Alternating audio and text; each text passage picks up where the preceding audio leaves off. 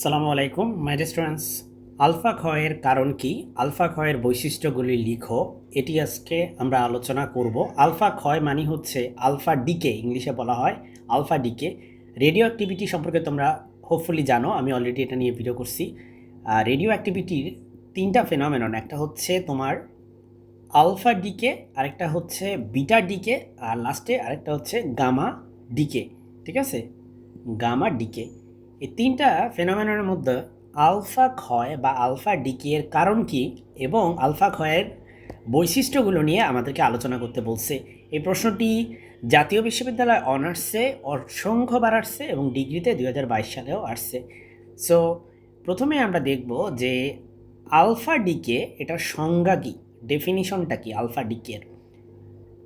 তো ডেফিনিশনটা আমরা যাব, কিন্তু আমরা বিক্রিয়া থেকে আসলে ডেফিনিশনটা বোঝার চেষ্টা করব। ধরো একটা মাতৃ নিউক্লিয়াস আছে তোমার কাছে, বা একটা মাদার নিউক্লিয়াস আছে যেটা হচ্ছে এক্স, সেখান থেকে তুমি একটা একটা কন্যা নিউক্লিয়াস বা ডটার নিউক্লিয়াস পেলে সেটা হচ্ছে ওয়াই, এবং একটা হিলিয়াম পেলে আর হচ্ছে কিউ, মানে কিছু পরিমাণ এনার্জি পেলে। ঠিক আছে, কিউ এখানে হচ্ছে এনার্জিকে রিপ্রেজেন্ট করে।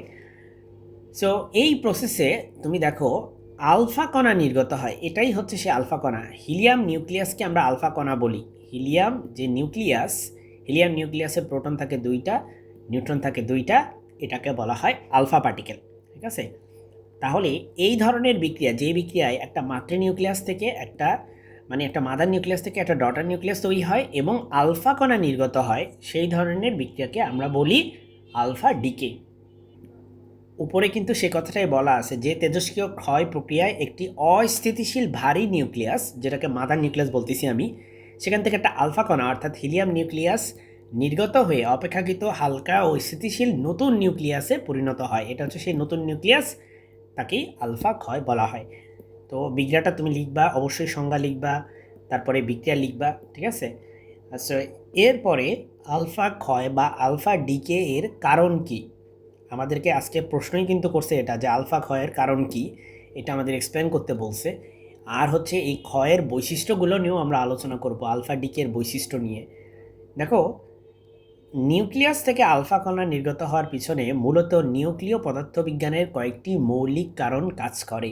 সেই কারণগুলোর প্রথম যেটা, সেটা হচ্ছে ভারী নিউক্লিয়াসের অস্থিতিশীলতা। যেই সমস্ত নিউক্লিয়াস একটু হেভি হয় সেগুলো অস্থিতিশীল হয়, একটু ইনস্টেবল হয়। তারপরে আলফা কণার অতি উচ্চ বন্ধন শক্তি, এখানে বাঁধন শক্তি লিখছে, সাধারণত আমরা এটাকে বন্ধন শক্তি লিখি। ঠিক আছে, তারপরে 3 নম্বরে আছে কোয়ান্টাম টানেলিং বা সুড়ঙ্গ প্রভাব। 4 নম্বরে আছে শক্তি সমীকরণ ও ধনাত্মক কিউ মান। আর এরপরে আমাদের হচ্ছে আলফা ক্ষয়ের হচ্ছে বৈশিষ্ট্য, সেটা নিয়ে আমরা পরে আলোচনা করব। আগে আমরা কারণ নিয়ে আলোচনা করি, আলফা ক্ষয়ের কারণ। তাহলে প্রথম সবচেয়ে বড় আসলে যদি তুমি কারণটা ব্যাখ্যা করতে চাও, সেটাই হচ্ছে যে ভারী নিউক্লিয়াস অস্থিতিশীল থাকে, এজন্যই আলফা পার্টিকেল ডিকে হয় সেখান থেকে। বিশেষ করে যে সমস্ত নিউক্লিয়াসের ভর সংখ্যা হচ্ছে 210-এর থেকে বেশি আর পারমাণবিক সংখ্যা হচ্ছে 83 থেকে বেশি, যেমন ইউরেনিয়াম, থোরিয়াম, রেডিয়াম, প্লুটোনিয়াম, এগুলোর ক্ষেত্রে নিউক্লিয়াসে প্রচুর সংখ্যক প্রোটন এবং নিউট্রন থাকে। নিউক্লিয়াস প্রচণ্ড রকম হেভি থাকে। প্রোটনগুলোর, কারণ নিউক্লিয়াস আসলে অত বড় জায়গা না, ঠিক আছে, অনেক অনেক ক্ষুদ্র একটা জায়গা, সেখানে এত পরিমাণ প্রোটন এবং নিউট্রন থাকে যে নিউক্লিয়াস আসলে ইনস্টেবল হয়ে পড়ে, তার স্টেবিলিটি, তার স্ট্রাকচার সে ধরে রাখতে পারে না। প্রোটনগুলোর মধ্যবর্তী তীব্র কুলম্ব বিকর্ষণ বল নিউক্লিয় আকর্ষণ বলের চেয়ে প্রভাবশালী হয়ে ওঠে। আমরা জানি যে নিউক্লিয়াসের ভিতরে একটা ফোর্স থাকে যেটাকে বলা হয় strong nuclear force. Strong nuclear ফোর্সের কাজ হচ্ছে নিউক্লিয়াসের ভিতরে থাকা প্রোটন, নিউট্রন, এদেরকে হচ্ছে কি করা, এদেরকে হচ্ছে আকর্ষণ করে ধরে রাখা। আমরা নিউক্লিয়ার বলের বৈশিষ্ট্য নিয়ে অলরেডি একটা ভিডিও করছি, তোমরা সেটা দেখে নিবে। তো নিউক্লিয়াস যেহেতু এত হেভি, সেজন্য সেটা অস্থিতিশীল হয়ে পড়ে। সেজন্য যেহেতু অস্থিতিশীল হয়ে পড়ে, তাই নিউক্লিয়াসটা একটা স্টেবল কন্ডিশনে যাওয়ার চেষ্টা করে। তাই সে কিছু পরিমাণ আলফা পার্টিকেল নির্গত করে সে একটা অপেক্ষাকৃত স্টেবল বা স্থায়ী একটা নিউক্লিয়াসে পরিণত হয়। ঠিক আছে, আমরা একটু আগেই দেখতে পেলাম যে একটা এক্স ছিল, এক্স মানে হচ্ছে এটা ছিল, এটা হচ্ছে ইনস্টেবল, এটা হচ্ছে তেজস্ক্রিয়, সেখান থেকে সে কিন্তু অপেক্ষাকৃত স্থিতিশীল একটা মৌল ওয়াইতে কিন্তু পরিণত হয়েছে। মূল ব্যাপারটা এই কারণেই হয়, ঠিক আছে, বিকজ সে এতটাই হেভি এই কারণে। সো এই পয়েন্টটা তুমি অবশ্যই খুব সুন্দর করে এক্সপ্লেন করবে। এরপরে আলফা কণার উচ্চ বন্ধন শক্তি, high bonding energy of alpha particle. দেখো, আলফা কণা যেটা আসলে হিলিয়াম নিউক্লিয়াস, এটাকে আসলে আমরা এভাবে লিখি, এখানে একটা 2+ দিয়ে বোঝাই যে নিউক্লিয়াস, কারণ ইলেকট্রন আর নাই সেখানে। হিলিয়াম থেকে যদি 2 ইলেকট্রন সরিয়ে দিই তখন সেটা হয়ে যায় হিলিয়াম 2+। তো আলফা কণা মানে হচ্ছে কি হিলিয়াম নিউক্লিয়াস, এখানে থাকে 2টা প্রোটন আর থাকে 2টা নিউট্রন। এই জন্যই কিন্তু ভর সংখ্যা 4, কারণ 2টা প্রোটন থাকে আর 2টা নিউট্রন থাকে। সো নিউট্রন দিয়ে গঠিত অত্যন্ত শক্তভাবে আবদ্ধ একটা নিউক্লিয়াস। এর বন্ধন শক্তি অত্যন্ত বেশি, প্রায় হচ্ছে 28.3 মেগা ইলেকট্রোভোল্ট, আর প্রতি নিউক্লিয়নে সেটা হচ্ছে 7.7 মেগা ইলেকট্রোভোল্ট। কীভাবে 7.707 পাইলাম? 7.07 পাইলাম এভাবে যে তার বন্ধন শক্তি হচ্ছে এটা, বাইন্ডিং এনার্জি বলি আমরা ইংলিশে, বাইন্ডিং এনার্জি হচ্ছে তার 28.3 মেগা ইলেকট্রোভোল্ট। কিন্তু তার বাইন্ডিং এনার্জি যদি পার নিউক্লিয়ন বের করা, যেহেতু তার টোটাল নিউক্লিয়ন সংখ্যা 4টা, ভর সংখ্যাটাই আসলে টোটাল নিউক্লিয়ন। টোটাল নিউক্লিয়ন মানে আসলে মোট প্রোটন আর নিউট্রনের সংখ্যাকে বলা হয় টোটাল নিউক্লিয়ন সংখ্যা। যেমন এখানে প্রোটন 2টা, নিউট্রন 2টা, তাহলে টোটাল 2 যোগ করলে হয় 4টা।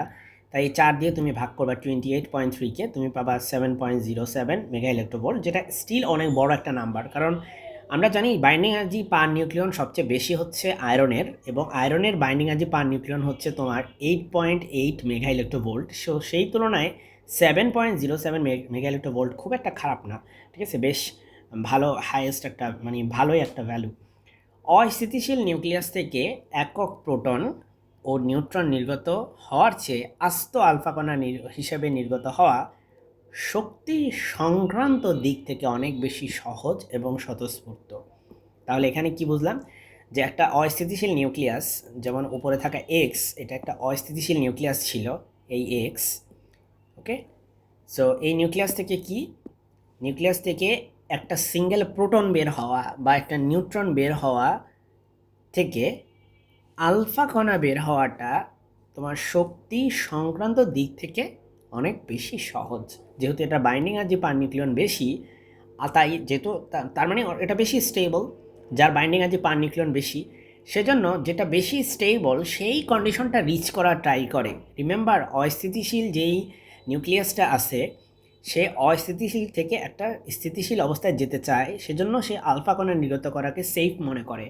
বিকজ আলফা কণা অনেক, মানে কম্পারিজনে তার যেহেতু বাইন্ডিং এনার্জি পার নিউক্লিয়ন বেশি, তাই তাকে প্রোটন নির্গত করার থেকে বা নিউট্রন নির্গত করার থেকে হিলিয়াম নির্গত করাটা ভালো শক্তি সংক্রান্ত দিক থেকে আর কি।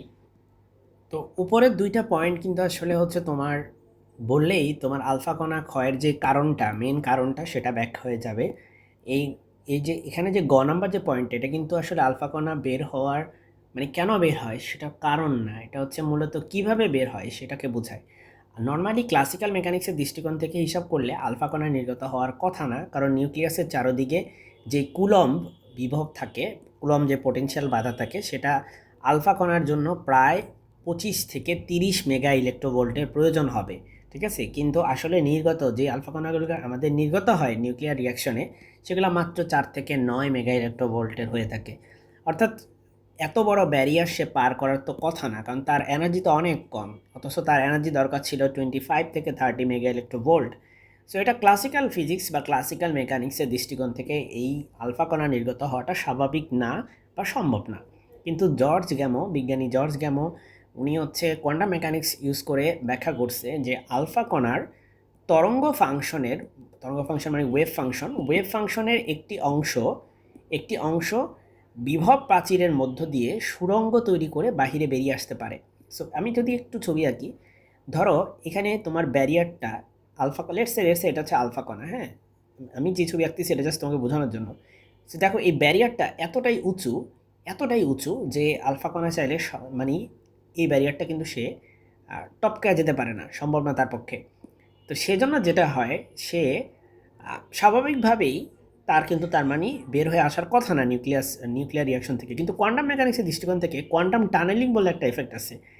অর্থাৎ কোয়ান্টাম টানেলিং হচ্ছে যে এত বড় বিভব প্রাচীর থাকা সত্ত্বেও সে অল্প এনার্জি নিয়েও সামহাও এই ব্যারিয়ারটাকে ক্লোজ করে যেতে পারে। এই ফেনোমেননটার নামই হচ্ছে কোয়ান্টাম টানেলিং। সো যদি কিভাবে আলফা কণা নির্গত হয় সেটা ব্যাখ্যা করা, মানে সেটা যদি এক্সপ্লেন করতে বলে, তখন আমরা বলবো যে হ্যাঁ, ক্লাসিক্যাল মেকানিক্সের দৃষ্টিকোণ থেকে তো বের হওয়া সম্ভব না, কিন্তু কোয়ান্টাম ফিজিক্সের দৃষ্টিকোণ থেকে কোয়ান্টাম টানেলিং সে ইউজ করে ঠিকই সে নির্গত হয়, এবং এই বিষয়ে মানে থিওরি দিছে বা এই বিষয়ে ব্যাখ্যা প্রদান করছে জর্জ গ্যামো। ওকে, তো তোমাকে যখন জিজ্ঞেস করবে যে আলফা ক্ষয়ের কারণ কি, তুমি এই দুইটা পয়েন্ট এক্সপ্লেন করলেই কিন্তু তোমার কারণটা এক্সপ্লেন করা হয়ে যাবে, বাকিগুলো লেখার প্রয়োজন নাই, যদিও তুমি চাইলে বুঝতে পারো, যেহেতু আমি বুঝিয়ে দিলাম। এবার দেখো আলফা ক্ষয়ের বৈশিষ্ট্য, এটাও কিন্তু তোমাকে কোশ্চেনে জিজ্ঞাসা করছে। Characteristics of alpha decay. Alpha ক্ষয়ের বৈশিষ্ট্য কি কি দেখো, কণার প্রকৃতি ও চার্জ। নির্গত আলফা কণা হলো আলফা ক্ষয় বা আলফা ডিকে কি কি ধরনের বৈশিষ্ট্য এখানে আছে। একটা হচ্ছে নির্গত কণার চার্জ, যেহেতু এটা একটা আলফা পার্টিকেল, মানে এটা হিলিয়াম নিউক্লিয়াস, হিলিয়াম নিউক্লিয়াসে তোমার হচ্ছে চার্জ থাকে কত, 2 প্লাস, অর্থাৎ এটা কিন্তু ধনাত্মক, কিন্তু দ্বিধনাত্মক, কারণ এখানে 2 আছে। দ্বিধনাত্মক, এটি একটি হিলিয়াম নিউক্লিয়াস। এর ভর 4 অ্যাটমিক ম্যাস ইউনিট। আমরা তো জানি এখানে 4 লেখে, কারণ এর ভর হচ্ছে 4 অ্যাটমিক ম্যাস ইউনিট, 4 AMU। আর এর চার্জ হচ্ছে কত, 2E, অর্থাৎ ইলেকট্রনের দ্বিগুণ। অর্থাৎ ইলেকট্রনের দ্বিগুণ মানে কি, ইলেকট্রনের চার্জ হচ্ছে 1.6 × 10⁻19 কুলম, আর তার দ্বিগুণ করলে হবে হচ্ছে 3.2 × 10⁻19 কুলম। ওকে, এবার আমাদের দ্বিতীয় যে বৈশিষ্ট্য আলফা ডিকে এর ক্ষেত্রে, সেটা হচ্ছে ভর সংখ্যা। আলফা ডিকে এর সময় মূল যে নিউক্লিয়াস সেটা হচ্ছে এক্স, সেখান থেকে আমরা পাই হচ্ছে ওয়াই, আর পাই একটা আলফা পার্টিকেল, আর এনার্জি পাই কিউ। সো এই বিক্রিয়ার ক্ষেত্রে আমাদের যে মূল যে নিউক্লিয়াস যেটা হচ্ছে এক্স, তার কিন্তু ভর সংখ্যা 4 হ্রাস পায়। তার ভর সংখ্যা যদি থাকে এ, সেটা 4 হ্রাস পেয়ে হয়ে যাবে A-4 হয়ে যাবে। হ্যাঁ, এভাবে 4 কমে যায়। পারমাণবিক সংখ্যা 2 একক হ্রাস পায়। পারমাণবিক সংখ্যা যদি এটা জেড হয়, এখানে হয়ে যাবে Z-2, ঠিক আছে, 2 কমে যাবে। এর কারণ হচ্ছে আলফার পারমাণবিক সংখ্যা হচ্ছে 2 এবং আলফার ভর হচ্ছে 4। সো এই 4টা কোথায় গায়েব হয়, এই 4টা গায়েব হয়ে হচ্ছে আলফার কাছে চলে যায়। আর এই 2 কোথায় গায়েব হয়, এখানে এই 2টা চলে যায় হচ্ছে আলফার কাছে। আশা করি এটা তুমি লিখতে পারবা। তাহলে 3 নাম্বার হচ্ছে ডিসক্রিট লাইন এনার্জি স্পেকট্রাম বা বিচ্ছিন্ন শক্তি বর্ণালী। স্পেকট্রামের বাংলা হচ্ছে বর্ণালী। এখানে দেখো আমাদেরকে বলছে যে আলফা কণার শক্তি স্পেকট্রাম বিচ্ছিন্ন হয় বা রেখা স্পেকট্রাম হয়, লাইন স্পেকট্রাম হয়, ডিসক্রিট লাইন স্পেকট্রাম। অর্থাৎ আমরা সরলরেখা টাইপের পাবো, এবং সেগুলো ডিসক্রিট হবে, বিচ্ছিন্ন হবে। সেখানে কোনো নির্দিষ্ট তেজস্ক্রিয় আইসোটোপ থেকে নির্গত আলফা কণাগুলোর শক্তি নির্দিষ্ট থাকে, সাধারণত 4 মেগা ইলেক্ট্রোভোল্ট থেকে 9 মেগা ইলেক্ট্রোভোল্ট পর্যন্ত হয়ে থাকে। তাহলে এখানে আমরা ব্যাখ্যা পেলাম কিসের, তার বর্ণালীর। তার বর্ণালী হয় বিচ্ছিন্ন রেখা বর্ণালী। হ্যাঁ, তারপরে আলফার যে ডিকে, এটার একটা খুব বড় একটা বৈশিষ্ট্য হচ্ছে এর আয়নায়ন ক্ষমতা অনেক বেশি, হাই আয়নাইজেশন পাওয়ার থাকে। আলফা কণার ভর এবং চার্জ অনেক বেশি বলে গ্যাসের মধ্য দিয়ে যাওয়ার সময় তীব্র আয়নায়ন সৃষ্টি করে। অর্থাৎ আয়নায়ন বলতে হচ্ছে ক্যাটায়ন অ্যানায়ন তৈরি করে, হ্যাঁ, আয়নাইজড করে ফেলে। এর আয়নায়ন ক্ষমতা বিটা কণার থেকে প্রায় 100 গুণ আর গামার থেকে প্রায় 10,000 গুণ। আর আয়নায়ন ক্ষমতা কিন্তু এই যে ক্যান্সার তৈরি করার জন্য দায়ী। যদিও আমরা জানি যে আলফা কণা বেশি দূর যেতে পারে না, এই জন্যই তার পেনিট্রেটিং পাওয়ারটা কিন্তু লো, সে বেশি দূর ভেদ করতে পারে না, কিন্তু তার আয়নাইজেশন পাওয়ার অনেক বেশি। তাহলে এই কথাটা কিন্তু, যেহেতু আয়নায়ন ক্ষমতা বলে ফেলছো, তুমি অবশ্যই সাথে সাথে লো পেনিট্রেটিং পাওয়ারের কথাও বলবা। উচ্চ আয়নায়ন ক্ষমতা হওয়ার কারণে আলফা কণা দ্রুত তার শক্তি হারায়, ফলে এর ভেদন ক্ষমতা কিন্তু অত্যন্ত কম। একটি পাতলা কাগজ, অ্যালুমিনিয়াম ফয়েল বা মানুষের ত্বক দ্বারা আলফা কণা পুরোপুরি আটকে যায়, ঠিক আছে। সো আলফা কণা আসলে মানুষের ত্বক দ্বারা, মানে চিন্তা করতে পারো, মানুষের ইভেন বাতাসের কিছু দূর গেলেই আলফা কণা আর যেতে পারে না, সে কিন্তু আটকে যায়। সো এটা হচ্ছে আলফা কণার বিষয় গেল। এখন আলফা কণার বিষয়ে আমরা একটা থিওরি কিন্তু পড়াইছি তোমাদেরকে, আমি জানি না তোমরা দেখছো কিনা। সেটা হচ্ছে গাইগার নাটাল সূত্র। গাইগার নাটাল সূত্র, এই সূত্রটা আলফা কণা রিলেটেড। আলফা কণা বলতে হচ্ছে আলফা ডিকে রিলেটেড একটা সূত্র। আলফা কণার শক্তি এবং ক্ষয় ধ্রুবককে তো আমরা ল্যামডা দিয়ে প্রকাশ করি, এর মধ্যে একটা নিবিড় সম্পর্ক রয়েছে। গাইগার নাটাল সূত্র অনুযায়ী যে তেজস্ক্রিয় মৌল থেকে বেশি শক্তির আলফা কণা নির্গত হয় তার ক্ষয় ধ্রুবক বেশি এবং অধ্যায়ু তত কম হয়। তাহলে যদি আমরা এটা নিয়ে তো ডিটেলসে অলরেডি আলোচনা করে ফেলছি, তোমরা অবশ্যই সেটা ভিডিওটা দেখবে। আমি পেইড ব্যাচকে রেফার করতেছি, তোমরা তো পেইড ব্যাচের সেই গ্রুপে তো অবশ্যই চ্যাপ্টার ওয়াইজ এটা পেয়ে যাবে। সো এটা সেখান থেকে বিস্তারিত দেখে নিবে। আমি হচ্ছে জাস্ট সংক্ষেপে একটু বলার চেষ্টা করি। গাইগার নাটাল সূত্র অনুযায়ী যে তেজস্ক্রিয় মৌল থেকে বেশি শক্তির আলফা কণা নির্গত হয়, যেখান থেকে আলফা কণা বেশি নির্গত হয় শক্তির, সেখানে কিন্তু অধ্যায়ু তত কম হয়। তার মানে অধ্যায়ু যার যত কম তার আলফা কণার শক্তি তত বেশি। হ্যাঁ, আর উল্টাভাবে হচ্ছে ক্ষয় ধ্রুবক বেশি হওয়া মানে কিন্তু শক্তি বেশি, মানে দ্রুত ক্ষয় হয়ে যাবে কিন্তু তার বেশি শক্তির কণা নির্গত করবে। এরপরে ম্যাগনেটিক বা ইলেকট্রিক ফিল্ড দ্বারা সে বিচ্যুত হয়। আলফা কণা ধনাত্মক চার্জযুক্ত হওয়ায় এটি তড়িৎ ক্ষেত্র চৌম্বক ক্ষেত্র দ্বারা প্রভাবিত হয় এবং ঋণাত্মক মেরুর দিকে সামান্য বেঁকে যায়। কারণ আলফা পার্টিকেল সে একটা ধনাত্মক পার্টিকেল, সেজন্য সে ঋণাত্মক মেরুর দিকে বেঁকে যাবে, এটাই স্বাভাবিক। কিন্তু ভর তার অনেক বেশি হওয়ার কারণে বিচ্যুতির পরিমাণ অত বেশি হয় না। বিটার ক্ষেত্রে কিন্তু বিচ্যুতি অনেক বেশি হয়, যেহেতু বিটার ভর হচ্ছে কি তুলনামূলক আলফা থেকে অনেক কম। এরপরে সংরক্ষণশীলতা নীতি, ভর ও চার্জের সংরক্ষণশীলতা নীতি মেনে চলে।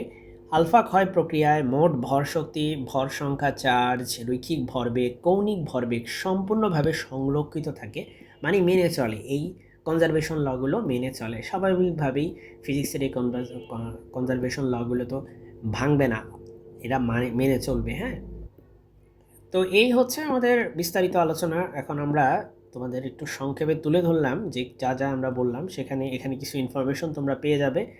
এগুলো তোমরা হচ্ছে চাইলে লিখে আসতে পারো পরীক্ষায়। ঠিক আছে, এই হচ্ছে আজকের আলোচনা। আমরা আলোচনা আর বাড়াবো না। আশা করি তুমি পরীক্ষাটা লিখতে পারবে। আসসালামু আলাইকুম।